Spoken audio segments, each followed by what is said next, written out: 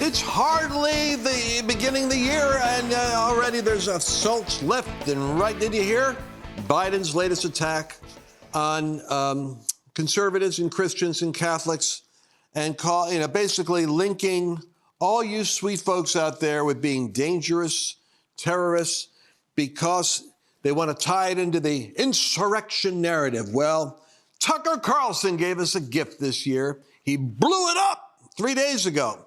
He had a congressman come in and share the research that over 200, maybe 300, maybe 400 FBI agents were dressed like MAGA people and working all angles to get people into the Capitol and direct them into offices.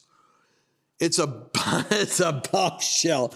And I guess you haven't heard it. Because there's so much news happening all the time, it's hard to keep up with the latest alien invasion of planet Earth. But this one's big because it destroys the attack on the so-called nationalist movement and Trump's dangerous people. Oh, they're going to still come at it. Like Joseph Goebbels, they're going to try to sell a big lie. But the truth in America is going to take off like a prairie fire. Now, as the winter is here, snow is here. So you want to go to this address. Go to lancewallnau.com/patriot so you can order your special discount and get a hold of your first 30-day food supply. Then we're going to go right into my special report with Mario Murillo and Todd Coconato on a new format I think you're going to love. It's the three of us talking about current events in ways you have not heard it before. Let's get into it. Well, buckle up, because tonight on Firepower, we have breaking news. The January 6th insurrection narrative is collapsing. And you may not hear this conversation anywhere else. I have the dynamic duo of Fire and Glory with Mario Murillo and a special edition tonight, Lance Wallnau. And so there's the conversation possibilities are endless. I'm going to go ahead and bring in my friend Mario Murillo. Mario, we have breaking news that I don't know if anybody else is talking about this other than maybe Tucker Carlson. The entire narrative of January 6th is falling apart. What do you think about this? Right to the point. We've had a lot of smoke, no fire, no ability to nail down the fraudulent nature of the insurrection, which is the centerpiece of Biden's reelection campaign. And now it has fallen apart. And I can't think of a better individual than Lance Wallnau. And let's bring in Lance right now to Firepower. How you doing, Lance? I'm doing well, Mario. I'm glad to be back with the team again. Yeah, we have quite a shocking video to show the people, but I think something like this needs some preparation. Yeah. Could you tell us who this individual is that's with Tucker? Sure. And, the thing is interesting is in the Bible, in Haggai, there's a verse that says that the plumb line is in the hands of Zerubbabel. It's a fascinating little verse. And what it means is that there's a responsibility we have in the body of Christ to not be swayed by every wind and doctrine, by every news cycle, by every we could all be easily hooked by various things that bother us or get us. But a true servant of God has to stay well oiled in the spirit and rise above those triggers. And we've known something about the election, that it was stolen. We knew something about COVID, that it was being manipulated. We knew something about the ballots that was unjust. We knew something about January 6th. That it was a setup. We knew something about the laptop with Hunter, that even with 51, high-level security intelligence clearance leaders, deputies saying it's Russian, we knew there was legitimacy to it. What I'm saying, Mario, is the real work of a prophetic discerning spirit in media for the church in America is to stick with the plumb line anointing and know not to be moved or manipulated, but to stick. And then the facts eventually come out and confirm what you've known all along. Now, there are people, you and I talk about this, secular prophets. I always thought Rush Limbaugh fell into that category. Tucker Carlson is another one who has a tendency to have an instinct about something, a bit like Lara Logan. There are journalists who have all I could say is it's almost like a discerning meter, and they go after the real story, and then they had the courage to put it out. And I want to say right now that I think in the last 48 hours, last 3 days, breaking news has come out, and it's got to be amplified because it shatters the entire foundation of Biden's insurrection, bad MAGA, bad Trump, Nazi attack on us. And you'll see in this in the material that we've got tonight the extent to which this dangerous virus has gotten into the Department of Justice, into the FBI, into the Oval Office, into the media. And we're going to have literal information from a man working in Congress, Clay Higgins, who is a Christian, who's made it his responsibility to work in looking at all the documentation and data of January 6th in order to work with the new Congress on putting it in front of the people to get the truth out. Okay, right now, Todd, I think I need to ask you right directly. Don't you think that exposing the insurrection as a fraud is singularly a central issue at this moment in American history? Well, 100%, because if you think about it, there's a whole litany of things that happened after that wouldn't have happened if this didn't play out the way it did. I mean, I think of the movie Wag the Dog. That's basically what's been done here, is this whole thing was planned out. And now what's coming out is the conspirators, the co-conspirators are coming out. They're getting unmasked. We're finding out there were many, many agents in this crowd, people that were, coercing the people, come in here, come here. I mean, we've all had this unction when we went, I prayed about this right when it came out. And I always felt there was something wrong. And I know you did too, Mario. And any Christian that has discernment that's watching this, we've all felt the whole time when they were, putting this whole narrative out, there's something not right about it. And now what's been done in darkness is being brought to the light. And I think that, so now I think we're ready to run the tape. But before we do, I want all of you that are watching to share this program. And I want to tell you why. You're going to hear something you can't hear anywhere else right now. I'm telling you, this is life and death. This is it. And the material that you're about to see is coming from probably the most credible source that we can possibly show on video on this program. So to set it up, he's talking about the FBI's involvement. And why don't you speak to that, Lance? Speak to what this video is going to be about. We have about a 37-minute interview or so that Tucker recently did with Congressman Clay Higgins, unveiling the true story about January 6th. And there's so much information breaking out now because of this. But basically, we can only give you a portion of that because of the limited amount of time we have with this. And we have an unrehearsed conversation as it is. Right. But what we've got is he is saying the Democratic Party and the highest levels of the intelligence apparatus in the intelligence community have a vast network through the FBI of participants that are embedded in Antifa, BLM, all the Proud Boys. The FBI has thousands of agents embedded that they can manipulate and orchestrate and coordinate with to bring them out as plainclothes undercover participants, in addition to the hundreds of actual agents who were tasked with specific work to do, dressed as MAGA Trump people, in order to facilitate the breaking in and then directing the traffic when in the building into the labyrinth that you actually takes years for a congressman to know how to get around that labyrinth. And by the way, like Pelosi doesn't have her name on her door. So they had to guide people to where to go. And this is what's being exposed now, but I want you to hear it directly from the congressman as Tucker's, in typical Tucker astonishment, is dropping his jaw and staring in disbelief. But we've got the goods. We need to see it. I mean, the objective was to destroy the entire MAGA movement, to forever stain the patriotic fervor that was associated with the America First MAGA movement that had won in 2016 and we believe won again in 2020. And the establishment on both sides, in both major parties, were determined to smash that out of existence, not just by defeating Trump, but by destroying the the reputations of the movement itself by creating this narrative that was totally false, but was heavily pushed, that MAGA Republicans, America First Republicans, are somehow a danger to our republic and a domestic terror threat, which is a whole nother story about what the FBI has done to tagging Americans as suspected domestic terrorists and following us as we travel across the country.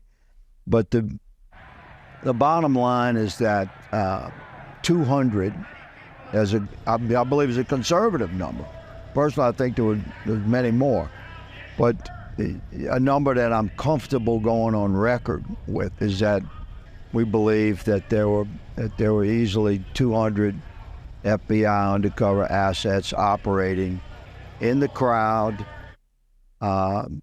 outside the Capitol, embedded into groups that entered the Capitol or provoked entry of the Capitol, and working with FBI assets that would have included Metro Police and Capitol Police that would dress as Trump supporters inside the Capitol, because those were the guys that knew their way around the Capitol.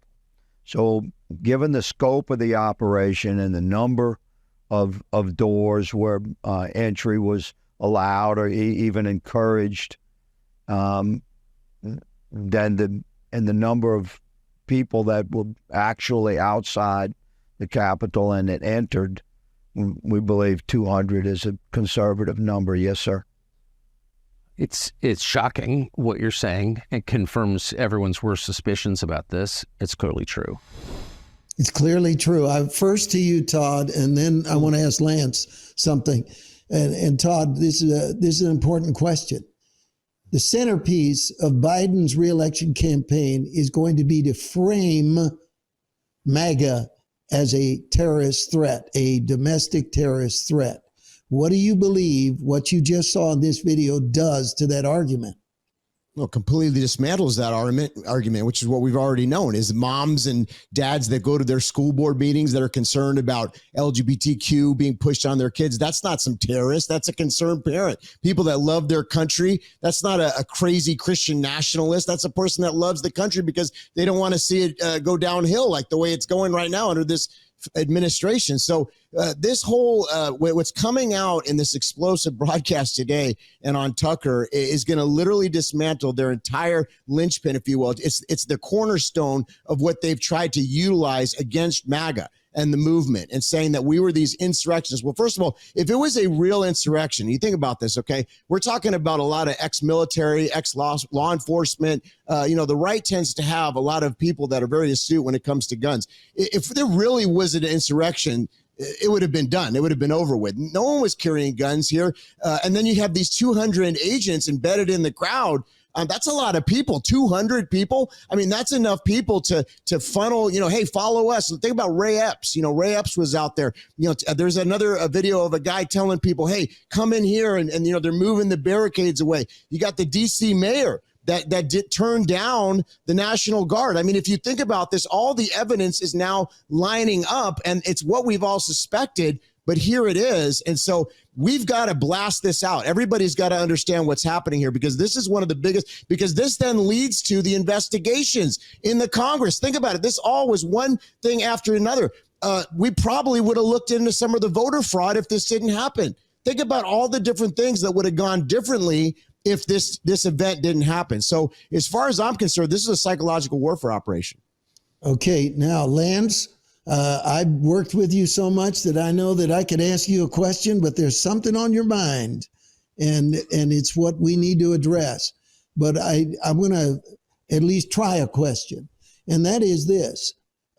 We now know that this happened, that it wasn't real, that it was a fraud, that it was trumped up, and that it was made up for the purpose of keeping power and discrediting a movement. Now, in the church, there is tremendous misgivings by many about being associated with Trump and reelecting Trump and working with him. I think this does something to that. I think it affects it in a specific way, which is this. We are in a battle locked between good and evil. You said principalities and powers.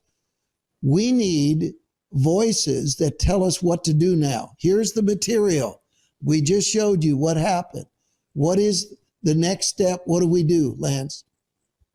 All right, and that's a necessary question. The first thing is to prepare yourself so that you can give an answer to him that asks you a reason for the hope that is in you. This is basic biblical thinking. The assault on Christians is what Satan is after right now. For this reason, Christian turnout at this election can be the turning and tipping point because Biden's support is crashing among key demographics. Now, that's assuming he's on the ticket. We won't go to that.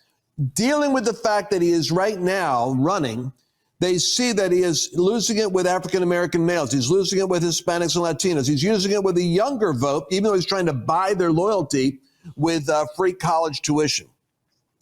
The crime rates that are going up are creating a pain point in reliable Democratic districts so that in New York, they're finding they're going Republican, which is strongholds of Democrats. What does that tell them? It tells them they cannot afford to have the Christian turnout. So they're going to try to suppress Christian turnout, which is why I'm particularly irritated with the anti-Christian nationalist drumming that is coming from the Russell Moore, the David French, and people in our own community who are beating up on the church.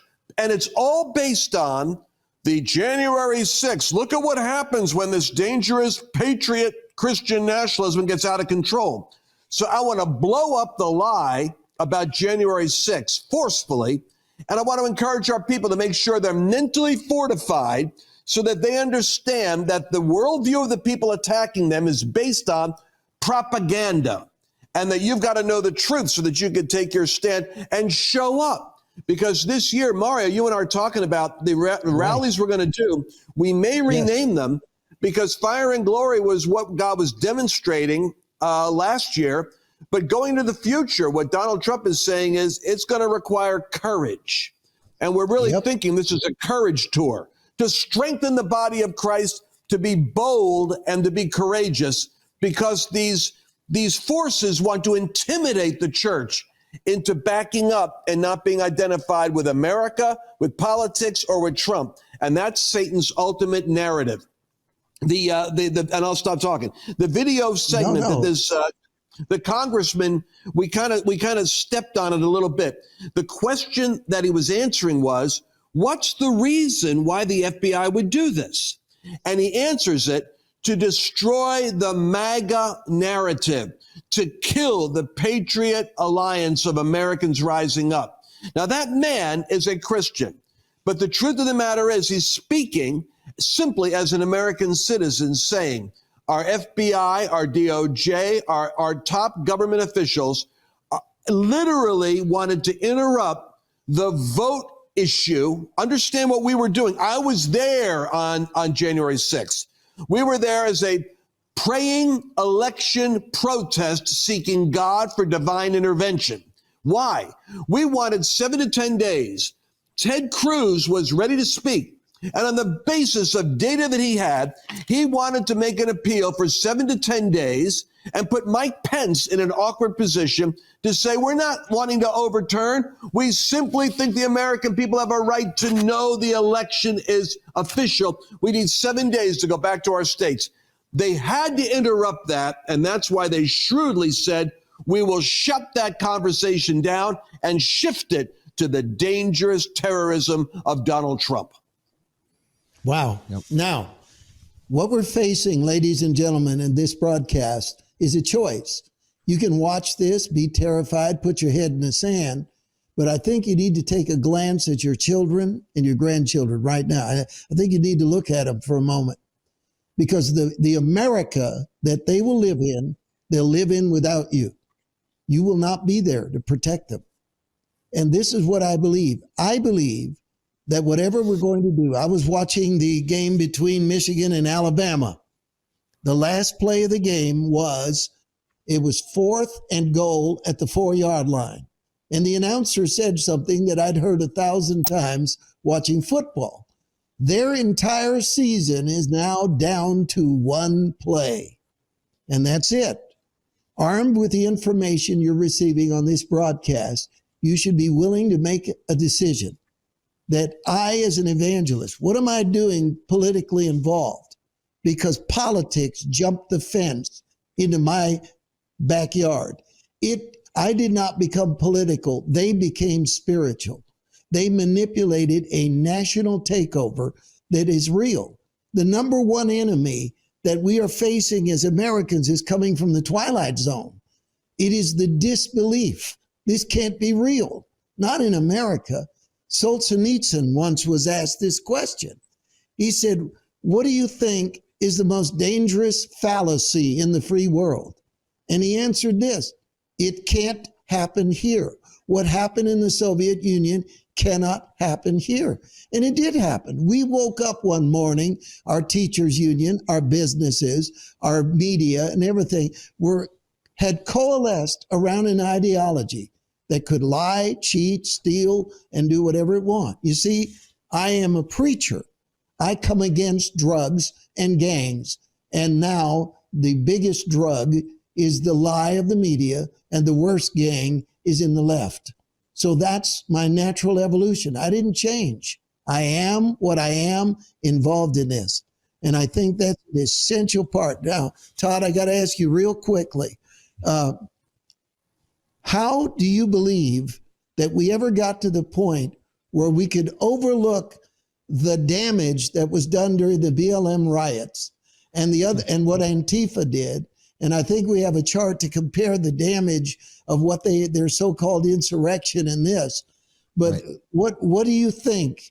We have a two-tier justice system. Something's going on where they're looking at one but not looking at the other. Well, I think it's the level of infiltration. You know, when Donald Trump got in, became president, I don't think he realized here was this savvy New York businessman that was used to dealing with swamp, but when he got into DC, I think he realized how deep the swamp is, and the tentacles are far reaching. And so what we've understood since 2016 and before that, in watching this play out in the mainstream corporate media that's 90% owned by 6 corporations, you got the schools and the colleges and all the woke professors, you got all the curriculum, all the deep embedding and entrenchment of this swamp is so deep. And I'm going to go as far as to say they've tried to infiltrate the church, because they know that the church is a very powerful institution. And if they can even see, here's the thing, all they really need to do is sway the swing voters. They don't need to sway the hardcore people that know, on either side. They need to, sway the swing. So if they can just kind of put in a reasonable doubt out there to these voters to say, oh, Trump is an insurrectionist, or he's this, and he was on Epstein Island, all these different little bits that they're putting out there right now, which are all untrue, just like they were the entirety of his presidency. Every Friday night, they would drop some big story on the Washington Post, New York Times, and then they would talk about it all weekend. So what we're seeing is a continuation of that, because like you said, Mario, they don't have any other plays. But the thing is that you've just hit the jugular. What this is this is their main point. If we can bring down this narrative, which we don't have to do because the evidence is coming out, and this is it, because then all the other things start falling into place. And they're out. They don't have any other moves, like you said, So this is why this is such a defining moment right now, because what God has done here essentially is he's pulled back the covers of the Wizard of Oz, and we can now see clearly what happened. And so the whole plan, the wicked agenda, is being exposed. Yep. Now, Lance, Christian nationalism. It's, I bought a box of grape nuts and I opened it up. And when I looked inside, there were no grapes and no nuts. And I realized that that's similar to the Christian nationalist slur. What has happened is normal Christian patriotism. What all used to be in Disneyland, when our ball games, we sang the national anthem and we stood for prayer. And suddenly it's just been redefined as some treacherous movement. But here we have on January 6th insurrection proof that Trump supporters are law-abiding. Because let me tell you something about conservatives. They own guns. They know how to use them. And God help you if they ever really did want to do an insurrection. That isn't what they want to do. That isn't what they did. But this slander again and again. And I want to just issue a warning, Lance. to the general public, any Christian that bases their opposition to Trump on the Russian hoax and the insurrection, you are not a truthful Christian. You're lying. You better come up with something better, and we need to nail this slander of Christian nationalism. I was asking a question. Go ahead. Well, and I want to say something. I don't want to go down too deep a rabbit trail here, but you know, a couple of different windows are opening up here. Let's take a look at that graphic that shows what an actual insurrection looks like. And by the way, the insurrection was on the left. And I would change this if I had created the graphic. I wouldn't call it BLM riots because it was a BLM Antifa. Now that I know about it, I believe it was the deep state riots. January 6th tells me the FBI and the intelligence community have been behind these groups. They're behind Antifa and BLM, and that's why they're never prosecuted. 500 BLM riots versus January 6th. That's your left wing, right wing. Theirs lasted 7 months, the summer of love. Ours lasted a couple of hours. Theirs had 20 murders committed. Ours had 0 murders, but we did have martyrs. We had a woman that was shot. Hundreds of small businesses were destroyed. No businesses were destroyed on ours. 150 federal buildings were damaged. There was 1 federal building damaged. And I'm even wondering who the undercover agents were that helped with that right now. There's $1 billion to $2 billion damage. We had 1.5 million damage. 2,000 officers assaulted, 140 officers. Protesters were bailed out instantly on the left. The protesters have been kept in solitary confinement, over 900, abused, moved from prison to prison without due process for 4 years, and then disproportionately sentenced for 15 to 20 years for the obstruction of an official proceeding. They're encouraged by media and politicians to remember Kamala Harris with Steve Colbert. How long do you think these riots are going to go? And she's laughing and giggling. Oh, they're never going to stop. As celebrating them. On our side, they're being encouraged by fringe political groups and agitators. Downplayed by the media. That was what happened with their BLM riots. But exaggerated by the media until we had a city occupied with the National Guard for a month to protect us from the dangers of shofar-blowing pro-life Catholic nuns. That's the actual picture. Yep. And here's the deal, folks. You got to look at this. They say this. The narrative of the insurrection is this, Lance. They attacked our house. So now when your business was burned down, your life savings is destroyed, your neighborhood is wiped out by a riot. See, that doesn't count because that isn't the Capitol building in Washington. That's our house. And when they said our house, they didn't mean our, including you. It's their house. And their house, they fabricated an attack. But when Americans are arrested without due process, when it's based on a fallacious accusation, and when they are kept in jail this way, creating an American Guantanamo is what we've done. You have to have a special kind of absolute escapism to ignore what it means and ignore what needs to be done. Now, Lance, you said something about we are not wrestling with flesh and blood, but with principalities and powers that are above the pay grade. I believe demonic power is at work here. I believe that this is why on Firepower and on your programs, we can talk about the supernatural because we admit that evil is at work. These people are puppets. There is a dark force behind them. And therefore, our context and how we respond to this has to bear that in mind. In Ephesians 6, about the armor of God and that we're wrestling against principalities and powers. Why don't you comment on that, Lance? Bob Mumford had a great illustration in a little book. We had Frankenstein on the cover of it. I'll have to get it. And I think the title was something like Frankenstein Nations. But what the image was, he was talking about this. It's a complex idea. I'm going to drop it. This is a smart audience. I'll give it to you in like 60 seconds. A corporation or an incorporated entity can be taken over by the influence of a principality. These spirits are like clouds. They seek to penetrate the minds of individuals. And if they can penetrate enough minds, they can have agreement.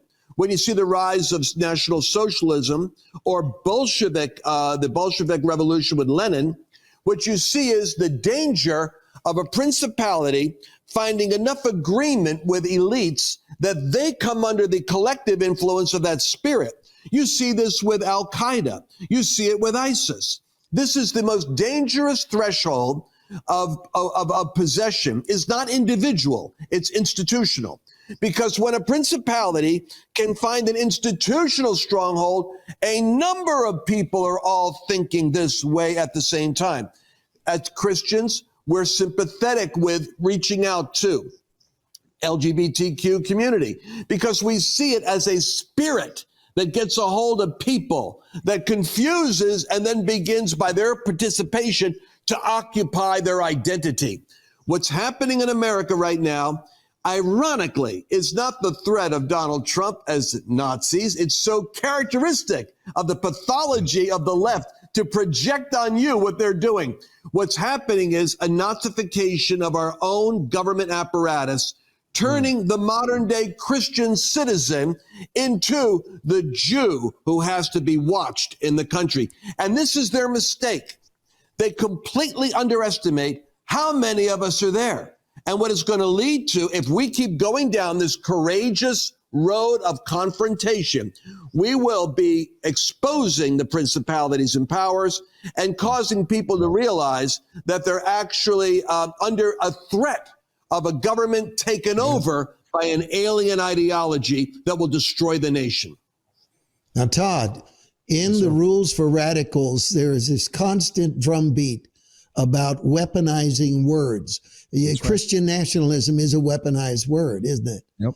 And, absolutely. And now there's also examples of their doing what they're accusing us of doing. Yes. And you spoke to that, and I want you to comment on that, because this is what demon power is doing. What they're guilty of, they want to accuse Trump of. They're actually doing what they say we're doing. Give some examples. Well, that's part of the Rules for Radicals is to exactly do what you just said, is to accuse the other side of doing what you're doing so that they're on defense instead of offense. That's the whole objective there, So they want us constantly defending ourselves. We're not insurrectionists. We were peaceful. Meanwhile, they already know that, but they're putting that on us, But from the perspective of what they're doing from a spiritual standpoint, think about it. The Bible says that who the Son sets free is free indeed. Wherever the Spirit of the Lord is, there's what? Freedom. What is this entity, this demonic attack on America that's going against Christianity? Because that's what it is at the core, trying to do. It's trying to take away our rights, our freedoms, our freedom of religion, our freedom to speak freely. That's what this whole, and so more control, more draconian tyrants that are in there, like we saw during, C-19 era, but even worse. That's where the drumbeat is pushing us in that direction. And so that's why every Christian has to understand what's at stake here, because, there's nothing new under the sun. And, we're kind of like saying the same things that Dietrich Bonhoeffer said. Thank God for him. But unfortunately, he didn't have enough time, and he ended up giving his life, and it was too late before the European nations were liberated. We have an opportune moment right now, but we have to understand the enemy that we're fighting. And it's not a flesh and blood enemy. It is a principality. It's a stronghold. It's trying to take down the freedom that America holds in the world. Because think about it. If you upend the American system, if you upend the Constitution, if you upend the freedom that we enjoy here, then what happens to the rest of the world? That darkness comes in. And then who's going to be the superpower? China. You know what I'm saying? And China's a communist state. And a lot of these things that they're doing are communist moves. So we have to understand this is pure evil. Reagan understood it when he was fighting against the Soviet Union. He understood it was a spiritual battle. And he stood and he did what he had to do. And that's what we needed to have to do. You know what we have to do, folks? I don't want to go right into the next phase. It gets hot. We get into some more really powerful material, but I don't want to burn you out here. So what I'm going to do is I'm going to make an executive decision and land the plane right here. Tomorrow, I'm going to give you part 2 of this powerful broadcast with Todd Coconato, Mario Murillo, and me discussing this principality and power battle. They're going to try to set up another January 6th, but this time it's going to backfire. You don't want to miss tomorrow's broadcast. And don't forget, My Patriot Food Supply. I mentioned this at the opening of the program. Go to lancewillen.com/Patriot to get a special discount off of a 30-day supply of Patriot food. You want to have, in case an emergency happens this winter, don't blame me. I told you, you can expect disruptions at the worst time, and when they happen, it's too late to go make the call. Get your supply now. We'll see you tomorrow. Did you enjoy this latest episode?